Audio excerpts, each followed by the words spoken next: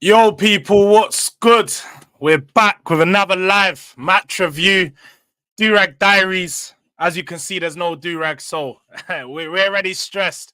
We're stressed. The hairline's out. Before we get into the video, please make sure you like, subscribe on the channel, as well as we got a guest today. We couldn't do a match review without getting a special guest, especially one of the opposing team. And this is a guy that you've probably seen me on at Never a Foul. If you've not seen him on Never a Foul, you may have seen him on other channels. If not his own podcast, Back of the Net. Make sure you get into the description to get at that. But D, how you doing, my bro? I'm doing good, man. I'm doing good. Thanks to Spurs. I mean, it's been a long start to the season, but thanks to you, I'm doing good, man. Yeah, man. That was special. That was special. Yesterday. Special night at Selhurst, yeah. Special day, sorry. Yeah, I mean, it was a special day at Sellers because, Jords, you've been talking big to Palace about trophies and that, and you're right. We don't win many trophies. You're right about that, but we also haven't won many games so far this season. Up until Spurs came about, we faced the likes of Brentford. We didn't win. United didn't win. Chelsea. We faced some big sides. Then we faced another so-called big side in Spurs. And let me just say this. You should be smiling today. You should be thankful today that it was 1-0 because your manager got outclassed by Oliver Glasner tactically. Mm-hmm. And his stubbornness is the main reason why I don't think you will win a trophy because he's too stubborn. You'll win two. I won't be surprised if you beat City and Villa. I won't be. But then I won't be surprised if you go 3-4 games with a win and then one game where it's like, what on earth is going on? Because he's so stubborn in his approach. And yesterday, when we went 1-0 up, of course, I was nervous. We haven't won a single game all season long. We went 1-0 up early in the game. But then again, I was at halftime, I was like, why am I even nervous so far? Like, what has there been? I'm not even joking, though, genuinely. Yeah. What chances are being created for me to be like, oh, like there was that one chance Henderson saved. In the second half, there was one or two chances as well. But in general, I think Palace deserved the win. And Tottenham got found out once again. And I don't know what you think, but I think the blame goes on the manager a lot. I know the players, you can say the players didn't turn up, but I think tactically you have to adjust. You're continuing playing out from the back.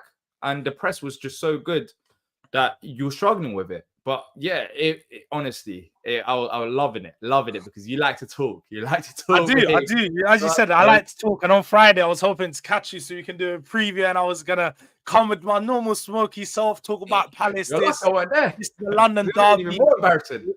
I would have had chest. Lucky I didn't show it that day because you wasn't there. But no, to be fair, you've made a fair assessment of the game. The one thing I'll say before we even get into anything, you guys deserve the win. You definitely deserve the points. There was no unjust refereeing performances. There was nothing was unjust. The game went the way it should have ultimately with the way that you guys played and the performances. Let's talk about the managers then, because for me, I have to agree. I think Glasner tactically outclassed Ange in this game, but just taking it back before this game, what do you think Glasner's got wrong so far this season, as to why you not got a win so far? Because obviously, as you alluded to, it's your first win this year. Yeah.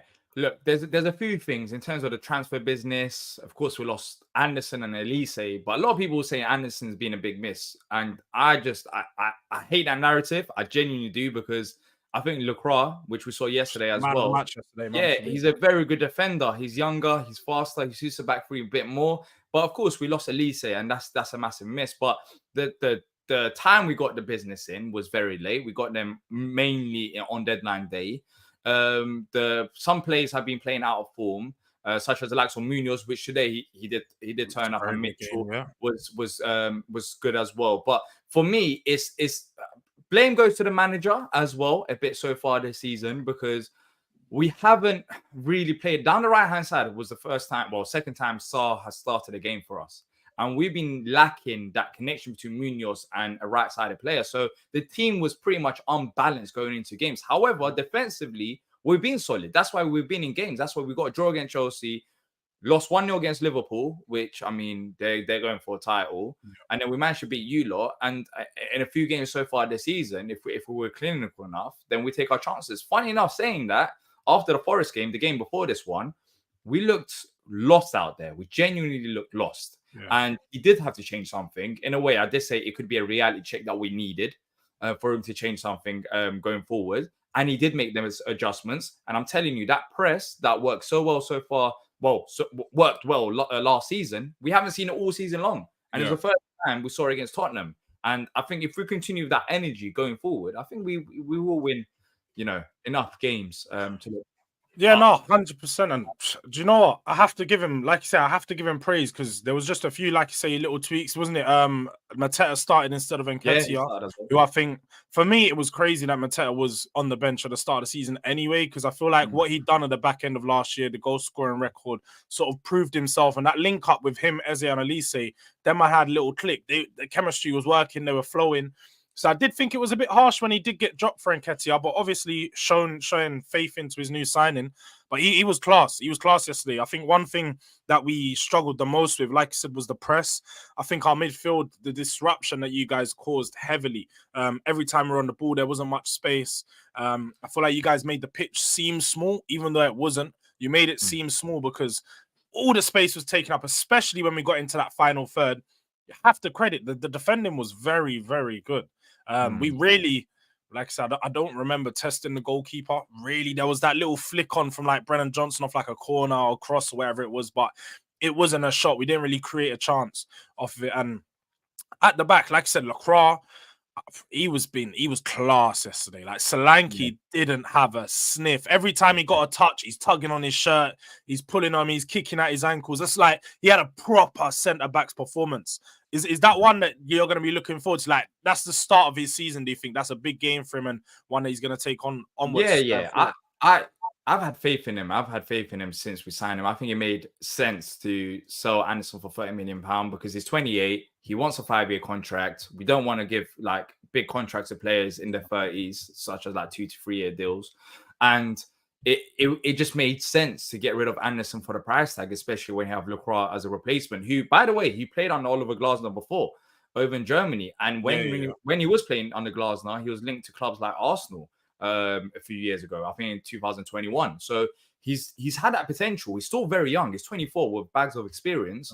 But I think he suits a back three more than the likes of Joachim Andersen does. And he's very physical. He's fast. We've seen that so far this season. And he has had some very good games this season, apart from maybe the 1 or 2 games at the start. But then again, it's his first 2 games in the Premier League. You're not expecting a defender to come in and be like 10 out of 10. But our defense, no problem. Yesterday, Trevor Chalobah. There was a lot of talk about Mike Moore. And Chalobah, I think, done a good enough job when Munoz was attacking to handle Moore. So I think you guys done really well. I think Glasner knew that there was going to be a change in the Spurs side, probably seeing what Moore brings to the game, being a 1v1 specialist. He done really well, like you said, because when Munoz did push up, or even when Munoz was sat a bit back, he always had Chalobah there. For if he did beat him, Chalobah was cleaning up and sweeping. And as you said, man, I feel like you guys set up yourself in a way that you knew was going to beat Spurs or just be enough to get over us. Ange, I mean, you alluded to it and you said it for when you first started. I think the loss, it falls on him. In what you said, it falls on him as in, I feel like at half time, it was clear that you guys were ahead of us. You guys were playing better than us. And you guys seemed to have a little pep in your step. You were definitely the team performing. And it didn't look like it was slowing down. I wanted to see a change. I wanted to see it different. Similar to what happened at West Ham. When they were looking good in the first half. He took Maddison off, bring Sarr on, changed the dynamic. The game looked different. The play looked better. But when he did make changes, I'm sure you probably had a laugh, D. You probably had a laugh yourself when you saw team man like Timo Werner coming on. Yeah. When Richarlison, bro, our 2 best attackers came off for Timo and Richarlison. Bro, that's what I'm saying. I was looking at that side. I was looking at the changes. I was like, is this what we're dealing with for the last, I don't know how many minutes of the game? Like, Werner's going to come on and Richarlison. Like, that's what I'm saying. Look, the problem is, Ange was stubborn in his approach. I think so. Because you can talk about players not turning up, but the players had the rest. They should have. I feel like I don't want to give like too much praise to Palace, but I genuinely feel like Palace nullified all the build-up play that Spurs normally have. Yeah. So I think that was a key part to the game. Palace, caused that to happen. However, I think more than players, he just had to adjust sometimes go long. It's simple. If a team is pressing you high and you're struggling with the press, go long. You got Solanke there. He's meant to be a physical striker. How many times did he go long? Once or twice in a game? I can't remember. And that's the thing. He's stubborn in his approach. He's very stubborn in his approach. And honestly, I think when it comes down to it, the thing is, this might sound crazy in 1 or 2 games time when if you beat Villa or City, you'll be like, oh, here we are back. But I've seen this trend. I've seen this trend with Tottenham where you might perform well for a few games or 5 games. You might go on a winning run, and then you'll have 1 or 2 games where it's like, what on earth is going on? But in the Premier League, in League Cup competition or European competitions, if teams know how you're going to face, you might go all the way to the quarterfinals or semi-finals. But in my opinion, in the final, you can get caught up because you're not going to change it up. Like, we know how Tottenham are facing week in, week out. And in terms of set piece coaches, he's very stubborn on that. Like, he's very kind of like old school mentality in terms of like, this is how I want to play. There is no plan B. We are going to play like this.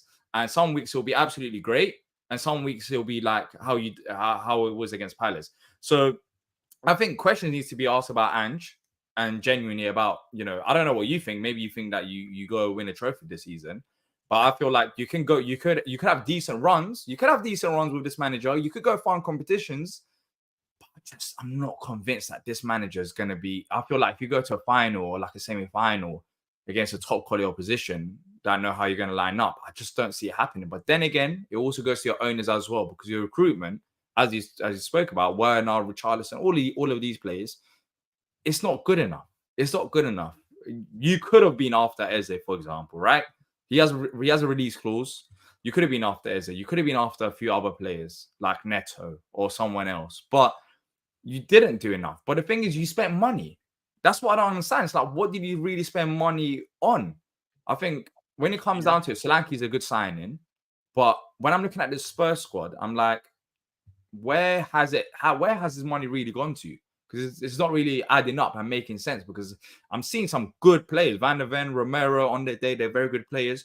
I think Dragusin, who can come off the bench, is a solid centre-back option. But then when you're going forward, you're relying a lot on Mikey Moore. Like, he's not a bad player, but you're relying on him. When Son ain't there, it's like, who's going to be the creative spark? Because I think Maddison's good, but then again, he gets subbed off quite often. I don't know what's going on there. Yeah, he's been subbed off every game. But yeah, I think there's a few things about your side which raises questions. And I think this is like a long-term talk rather than a short-term, because in the short term, I still think you win games because your attack is very good when it's clicking with Ange Ball, but then it's not good enough. You have to be consistent. And I think Brighton game, what on earth happened there? Palace game, where was Tottenham there? That's the thing, right? It's like, you're not going to win any trophies like that. No, you make a very good point, and I can't deny most of what you said. I think one thing that I said in my match review this morning as well that I released was that the performances have been far too inconsistent. Like you said, we have a good run of games where we're 3 or 4 games, Tottenham are blowing teams away, and when teams are playing out and they want to play out against us, Ange Ball's thriving, we're scoring goals, the attack's looking good, and then we're closing up shop. But then we have these games where, like I said, in a few weeks, we have the Brighton performance. Then you have this Crystal Palace performance where the team generally look lost. They look like they couldn't give nothing. The second half of Brighton, they didn't even look like they were halfway there. These players look like checked out. They look like a manager was about to get sacked, like Ten Hag did on West Ham the other day. That's what they look like. They look like they weren't playing for him. And the mentality is a problem, because I don't know what it is with this club, and I hate to say it, but there's a mentality issue at this club, because how can you go 1-0 down and not show no fight? Like, they're literally doing nothing to get back into the game. Yeah, there wasn't no players. Like you said, I feel like the one thing that I think Tottenham are missing right now is an X-Factor player. We've had that in Son, we've had that in Kane all these years. We don't have that no more. We don't have a player where you can go, all right, end of the game, we need something. Give him the ball, he's going to make something happen. Give him the ball, he's going to attack the defense and shoot. He's going to attack the back line. We don't have that. We don't have that right now, and that's what the biggest issue is. No one in the team, when Sonny's not there, stepping up to say, "This is my team. Hey, boys, hey, give it a second. I'm gonna take the lead today. I'm gonna take." No one wants to do that. No one wants to do that, and that's the problem up front. Yeah, someone needs to step up, and you rely a lot on Son, and he's a fantastic player. But we've seen it. Like at some points of the season, he might struggle. He's not that young anymore. He's not old, but it's not that young. You can't just rely He's old, man. He's on. old. Let's keep it real, bro. He's like 32. They literally didn't play him against you guys because they need to manage his minutes because they know Yeah, that if they rush him yeah. back from But injury, then, shall I be good. real? Shall I be real? You can talk about mentality of the players and the manager, but I think the biggest thing that I can't get over when you spoke about mentality, the first thing that came to my head was the fact that you lot sacked Mourinho before a cup final. Like you're talking about manager. I No think one's never going to live this one down. I swear down. We're never getting away with that one. It goes back to that. It's the mentality of the football club. I don't understand how these owners get away with a lot of stuff that they do. As I said, your recruitment wasn't that great. I think you did make one or two good signings, but in general, I think you could have done much more in terms of recruitment. And just like the overall feeling in the football club is that, yes, you built a new stadium and training facilities and they're world class, but you need to win. If you're a big clubs win, right? That's why they're big clubs. That question, yeah, and I was actually going to get round to that. Yeah, we are going to win something. Don't let them run away, D. Just because he lost against you, man, this weekend. What are you winning? What are you winning? You can clip me up if you want. People watching, clip me up. We're winning Europa League. It has our name on it. I'm telling you now. It doesn't have your name on it. The Europa League. It has our name on it. Right now, unbeaten so far in Europa League group stage or league phase, whatever it's called. In the Tottenham Hotspur Stadium, 7 games, 7 wins, 0 goals conceded within Europa League. We have a very good record. I think our manager, like you said, I think in the league competition, we're going to struggle. And I think finishing top 4 might be a bit of a stretch. But with regards to trophies, I think in a competition like Europa League, where we're probably going to be one of the better sides, so that already gives us an advantage. Yeah. I think that in the one-off games, or most of the games are 2 legs anyway. In the games where we're going to have home games, we're playing those 2 legs. We have that advantage where I feel like we're going to blow teams away at home and then we're going to struggle away. Our biggest problem has been... No, but our biggest problem under Ange has been away from home. Right now, we've got 9 away wins in 24 games. Obviously, going into the Selhurst Park's no easy away ground. I'm not going to act like it is. Going to Selhurst Park's already a hard game. And some of the other away grounds we've lost to can be forgiven. But the away record is just too much of a problem. And that's where I look at and I say Ange mentality, and that's where he needs to improve. And Neil Gunner, big up for joining in. Man said, how many games, Jords? Because we was hearing Ange needs to go on a run. Do you know what? He did go on a little run. Like they alluded to, we're 7 wins out of 9. But even 7 wins out of 9, the 2 losses we lost are very big L's, the Brighton and Palace game, because the performances just weren't there. They just weren't there. Bro, what are you winning? How are you winning the Europa League? I don't understand this. I don't understand. Because we literally spoke about this. We literally spoke about how your team can go on these runs, which you are doing right now in the Europa League. But when it comes down to it, in 1 or 2 games, you can just drop off because you can get found out. So you think genuinely you're going to go all the way and win Europa League? Because the Europa League, you play 2 games against every team, obviously, once you get through the league phase. So we're already going to have that little advantage that if we have a bad game in our first one, we can come back to the second one, and at home we can bring it back. League, you know? It's not easy. No. 100%. You're right. It's not easy. And I don't rub out any team in Europa League. I think all the games you have in Europa League are tough. But I still recognize that there's an opportunity. Looking at Manchester United is the only other team I'd look at and say they could probably win it. Apart from that, unless teams are falling down from the Champions League, there's no one in there that we shouldn't beat. We've got Roma and Galatasaray coming up in the next few weeks, which will be a good, measurement to see where we're at. But I don't see why we can't go and do it. The reason why would be your manager. Trust me, and we will come back to this when you don't win. We will. I don't think you're winning it. I don't think because I want to keep the light shone on this game because of course this is your time, man. You guys done your thing. No, it's something about that. We could talk about this. We could talk about trophies with Spurs because you mentioned that a few weeks ago on Never Foul. We could talk about trophies. Yeah. And you're not winning. You're not winning Europa League. Like I am so certain you're not winning Europa League because of what's been happening since Ange's been at the football club. We've been here. You'll go on a run in the Europa League, and I even said it, you'll go to the semi-finals or the quarterfinals or maybe even the finals.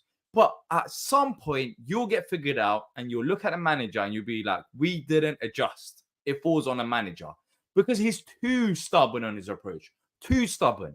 You need to be able to adapt to the situation that's going on. And he doesn't like that. It's crazy. The Chelsea game, when was it? It was a few seasons ago when you had 9 men. Was it 9 men? Last year, yeah, last season. Yeah.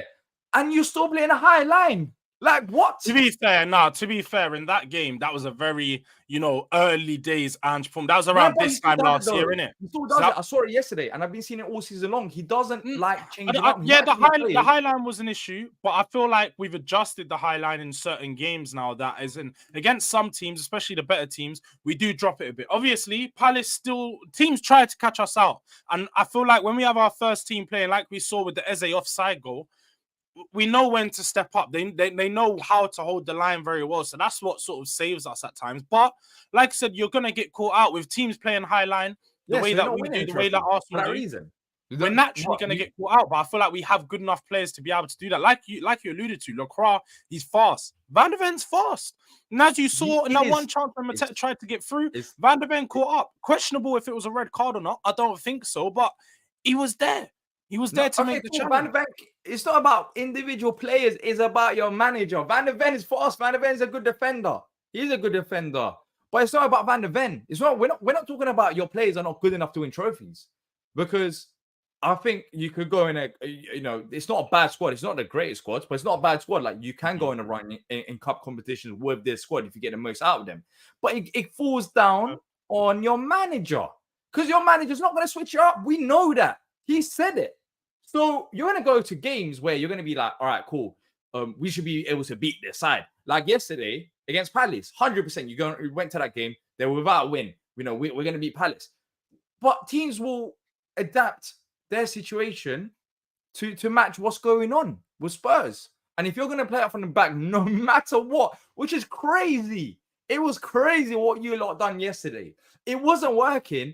And you continued it for 90 minutes. 90 minutes. It's like the players were going to get fined if they kick the ball long. Like, they will not win. I know how you feel, because one thing that I've been getting onto the team about that, is like it's really like they're scared of Ange, or they're scared of the repercussions, is when they keep passing it in the final third. I don't know if you noticed, there was a few times Spurs went on a counter-attack, we're breaking down the line, and then we just pass it back. And then we work our way back to the halfway line. And then the ball starts going side to side to side.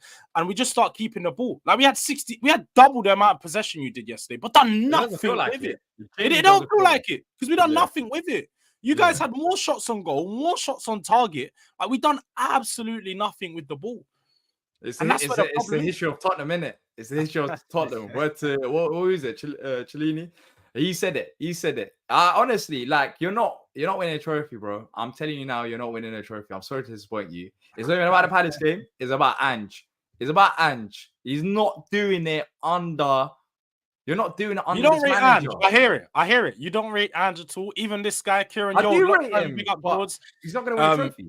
He's not convinced by Ange as well. He says he's not fully convinced by Ange. And Neil has called out Ange as well, Arsenal fan, but that makes sense. But Kieran, he's a Spurs fan, man, old school. He's even got the Thompson kit on, as you can see. So, hey, Spurs fans aren't, but he's starting to lose some faith in the fans base. And do you know what? All the criticism he gets, it's right. I'm not gonna sit here and defend Ange and back his corner and be like, yeah, bro, Ange doesn't deserve this. We need to back Ange. We need this. The way that the performances have been, there's questions of him. The tactical adaptability, there's questions of him. But he needs to go out there and prove the haters wrong. He needs to go out there and show that he can change it tactically and you think he in will? the game. So you're not Ange out, yeah? The thing is, though, he has done it. He done it in the West Ham game. He done it in the game midweek in Europa League. He made midweek halftime changes, changed the system a little bit, and the team looked better.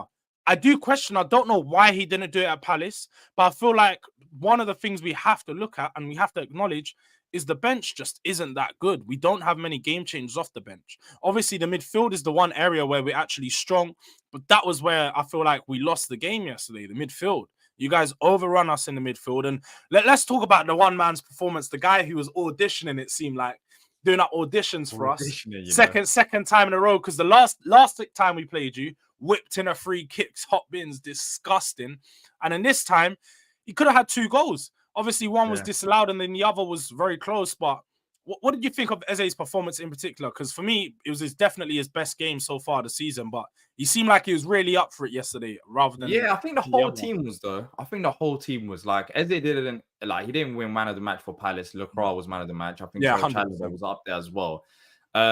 Eze can do that and has done that, but I've always questioned whether he could do it at a top club because some points so far this season he's had chances where he just hasn't had that killer instinct to finish them off. And I think to be like a £70 million player or £60 million player, you need to be able to take your chances in front of goal. So we know his creativity, and the difference yesterday compared to what we've seen so far this season is that he wasn't slowing the game down as much as it normally does, which frustrates me a lot, especially on a counter-attacking side. Like he likes to get the ball and at times slow it down and let the defenders settle and then try to attack again. And yesterday he was a bit more direct and he was great. But then again, like you won't maybe mention him as much, but Ismail Sarr made a massive difference. No, I really like him. I actually really like that signing It- for you guys. in terms of the press and what he tried to do on and off the ball as well, I think he was a major difference because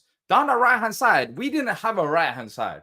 Yeah, but going into this game, it was Munoz, and it was so easy to defend against because we literally haven't had a right-sided player. Eze's played there, it hasn't worked. Kamada's played there, it hasn't worked. Nketiah's played there, it hasn't worked. No one was supporting him. But Ismail Sarr, who's known to be a winger, he played yesterday, and that made a difference because him and Munoz were connecting with each other, 1-2s, linking up, pressing together, and he actually worked. So yeah, Eze was great, and a lot of people will talk about Eze, but Mateta, I think he was good as well in terms of what he tried to do on and off the board. It was a team performance. I wouldn't say it's like, oh, I mean, look at that assist from Eze. It was fantastic. It was fantastic to Mateta. That touch, he had a touch, which of course Mateta finished that off, and that was a great goal from the press. But if the team didn't press as they did, it's a whole different game because one player lacking would have, we've seen you're not a bad attacking side. You do score goals, which is a crazy thing that we kept the clean sheet. And that's the thing about Palace. A lot of people have been saying, oh, Palace could they get relegated this season? I'm not in that opinion. I don't think we will get relegated this season based on what I've seen so far. And the defense is actually solid. Like, the defense is not a bad defense, having Trevor Chalobah, Guehi, and Lacroix. Like, on paper, that is the best defense we've had since getting promoted to the Premier League. So yeah, look, I think, and that's a good comment about Ayew. Like, Ayew's so underrated, by the way. He used to be everything, but when he got in front of goal, it was just a mess. Yeah, that's it. Everything else, he was cold. But he will win fouls. He will beat players. Like, he was crazy sometimes on the ball. But that's why he suits more of like a side like Leicester, which Leicester fans are now buying into it because he suits a side that's trying to stay up. At this point, we're trying to do a bit more than stay up. Like, we've been in the Premier League for 10 years, so we don't want to be in a relegation battle every single season. So Sarr was an upgrade on Ayew. So we did make some good business, but the business was late and it still wasn't the perfect window because we didn't really replace Elise with a flair type of player. We brought in Sarr, but he plays more out wide rather than what we play three. We play 3 at the back, then we play 4-2-1. So yeah, so it just depends. If Palace turn up, I think we can bring a game to a lot of teams in the Premier League. And we saw that yesterday. The thing is, the energy hasn't been there. And Spurs found out the hard way. But I guess that's what it is for Spurs, isn't it? The way the cookie crumbles, man. It is. It is definitely the way the cookie crumbles. We found out the hard way. You guys turned. Like I said, I think the one big thing you have to point out was it was a team performance. I feel like all across the pitch, you were definitely up for it. You guys gave Glasner obviously what he needed. I feel like it was a massive win for him, most definitely, because I know people were talking about he was under pressure. No wins so far this season. They're saying everything he'd done last year was a new manager bounce. The tactics weren't going to carry over without Elise. They were saying it's just, a few 3 months, but you guys got found out. But you know what? One thing I'll give you credit for is in the bigger games this season, like you said, Chelsea game, Man United game, Liverpool, you guys have performed well. I feel like the Chelsea one, you was unlucky. Towards the end of the game, you really started to push them and probably could have got a second goal. And even in the Man United one, was it United? Half. You drew, the second half of Man United. Yeah, we created opportunities. Again, it was on Eze. Like, Eze didn't take his chances, and that's the thing. Like, he needs to take those chances if he wants that big move. There wasn't that much hype around Eze this summer. I mean, there was going into the summer, but in terms of actual teams interested, there weren't that many.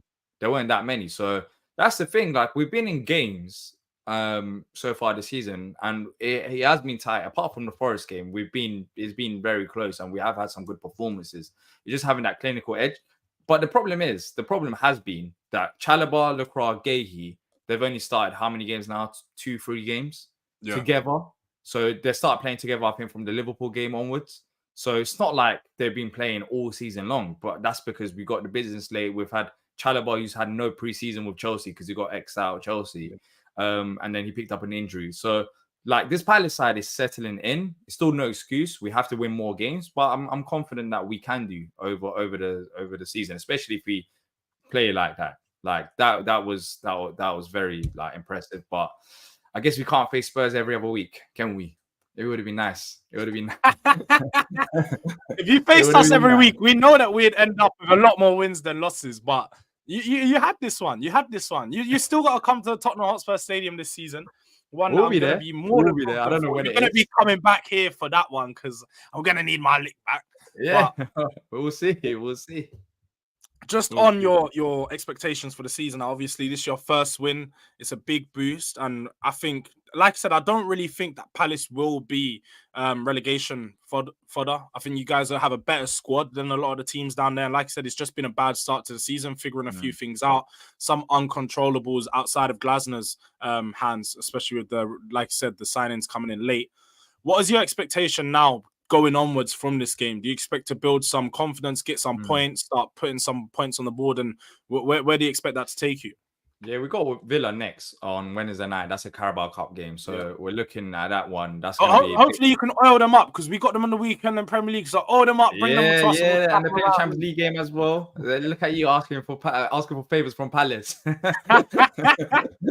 But look, I'm looking at a Carabao Cup game with Glasner, and he takes every cup game seriously. Like, that's so refreshing because at Palace, like, the hope that you have is like a good cup run. So that's going to be an interesting one. Then we've got Wolves on the weekend, which, I mean, the pressure's still there in terms of, like, we want to get a result, not because Glasner will get sacked if you lose against Wolves, but it kind of eases expectations and puts belief and confidence in these players after what we've done against you lot, in terms of, like, if we show up, then we can win games so far this season. But my expectation going into the season was top 10.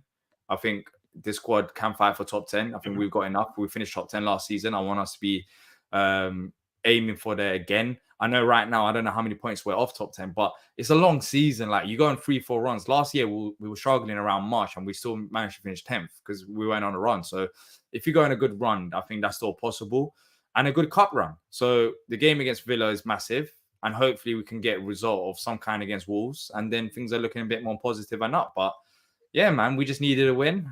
Thankfully, Spurs were there. Unfortunately, we don't face you 38 games a season. So yeah, sometimes you got to give a gift out to someone, man. You know when you see the homeless and you're feeling extra nice, you go and buy them a sandwich from the Tesco shop. Honestly, that's what we done. We didn't buy you a sandwich, though. We gave you a whole meal, man. We gave you the full meal deal. You got the snack, you got the drink, and you got the How are you giving away meals when you're hungry yourself? That's a silly thing. You need to look after yourself first. You're giving 100%. Away meals like you got like a 3-course meal on the table. Nah, man, you ain't got nothing. Nah, so I don't know. I wouldn't say that, innit? I wouldn't say that. But God says that even when you haven't got much, you're still supposed to give. So that's what we tried to do, man. We had to give away just a little something. Spurs. We looked at ourselves and we thought, we could go and push into the top 5. We could, but you know what? I think it's better if Palace come out of the relegation zone. So London, we don't want to see London go down. I don't want to see a London club relegated unless it's Arsenal or potentially Chelsea.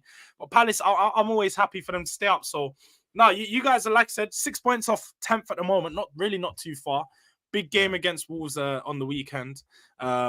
And you know what? They just come back from a match against Brighton and they're still winless. So that's going to be winless as well. So that's going to be a tight one. And they're home as well, isn't it? But we're not Spurs, so hopefully, like, we don't do what you lot done. I like to think anyways, but we don't really like giving it because we haven't got anything on the table to give away right now. So we have to be there, hungry, fighting for them 3 points. So I think we should turn up. We've actually got results against Wolves most recently, like away from home. So it's not like a side that we've been struggling against, but they're going to be. I know that feeling. I know I can relax today, but yesterday going into the game, it's like we need a win. Where's that win coming from? If I'm Wolves, I'm looking at Palace. Yes, they beat Spurs, but they're struggling side. So we need to try and get 3 points. If you don't get 3 points, then Gary O'Neill will probably get sacked. And I don't blame them because I mean, where they're going to get their next win. So 100%. Yeah, so we have to be ready for that. We have to like, be ready for that challenge. But yeah, we got a midweek game before that, anyways, and then we'll go from there. Innit? It's going to be one of those ones. Well, hey, Palace, man, you guys done your thing on the weekend. As I said, I can only give praise and give credit where it's due because we just simply weren't good enough. There is no excuse for it. Just before we head out, Neil says, sorry, Palace just don't do cups and neither Tottenham. The Arsenal fans stay shooting guns and true stay though, innit? violent, bro. It might be true. It might be true for your team, not mine. Although it's been a while. Neil, his name's Neil Gunner 93, so I'm going to assume that he was born in 93. So he's seen my club win quite a few trophies. What? The League Cup in 2008? That's what we've been winning. That's what matters, bro. Winning. Wait. D, you're not gonna do. When was the last time you won a trophy to me? That's not what we're gonna do today. I can't do that. I can. Hold on. Are you a big club? Are you a big club? Of course we are. Okay. So what do big club? We're not a big club. I can say we're not a big club. But what do big clubs do? Big clubs win trophies. So I'm gonna hold you in account for that. So when is the last time you won a trophy? And what are you talking about winning? We're gonna win a trophy this season. I don't care what you get because I can say we're gonna win a trophy this season. Arsenal can say they're gonna win a trophy. Why don't you say it then? Why don't you say it? Won? Why don't you say it then? Winning. Why don't you tell me Crystal Palace will win the trophy this year? No, I'm not saying that. I'm not saying that. But you are saying that. But the question is, what gives you this hope? Because we've been here discussing for the last 40 minutes about everything that's wrong about your football club. And I'll tell you what's right. Before we head out, I'll tell you what's right about Spurs. So, although the manager does have problems, I feel like he sets us up in a way that we can beat a lot of teams. We have very good players. The problem is that they just not consistent. But on their day, and when they do want to turn up, like you said, Van der Ven, Romero, Maddison, Kulusevski, Son, like we can ring off names, and we have players that are built to be superstars. They're just not at that level yet. They need to take that step ahead. And then I just look at some of the other teams, like say in Europa League, I look at the teams, I look at the opposition, and I just don't fear them. Outside the Europa League, I'd say the chances of winning the Premier League are obviously no. The chance of winning the FA Cup and Carabao, they're there. But we've got City in the week, this week in the Carabao. I'm not going to act like I'm confident for that one. But if we're up for it, we're up for it. I'm going to be looking for a good game, but you said it right. Like I acknowledge the issues that there are at Spurs. The transfer market, like you said about your own team, wasn't good enough for us, and I don't feel like we backed our club enough to go out there and prove or show that we want to challenge this season. So there's definitely some questions around Spurs, and that's why today I did go out there and say I'm not confident of top four. I don't really think that we can think that we're going to finish top four. But I think we can win a trophy. 100%. We needed 20 years, by the way. 20 years. 16. I mean, Forest are a big club. Nearly, I said nearly. I didn't say 20 years. Nearly 20 years. Forest are a big club. Villa have won stuff in the past. I'm just wondering if you're falling into that category in terms of, big clubs used to be big clubs and used to win. But until you win, you can predict all you like. Prediction. That's prediction. I'm talking about reality. You haven't needed won a trophy for 20 years. 20 years. So you can talk about. We're gonna end that trophy drought this year. Telling you now, Ange Postecoglou's second season. I can't wait. I always win, mate. All right, cool. And you know what my prediction is gonna be? Come May time, or even before May, when you get knocked out of those competitions, you're gonna be fuming, head hot, Ange out.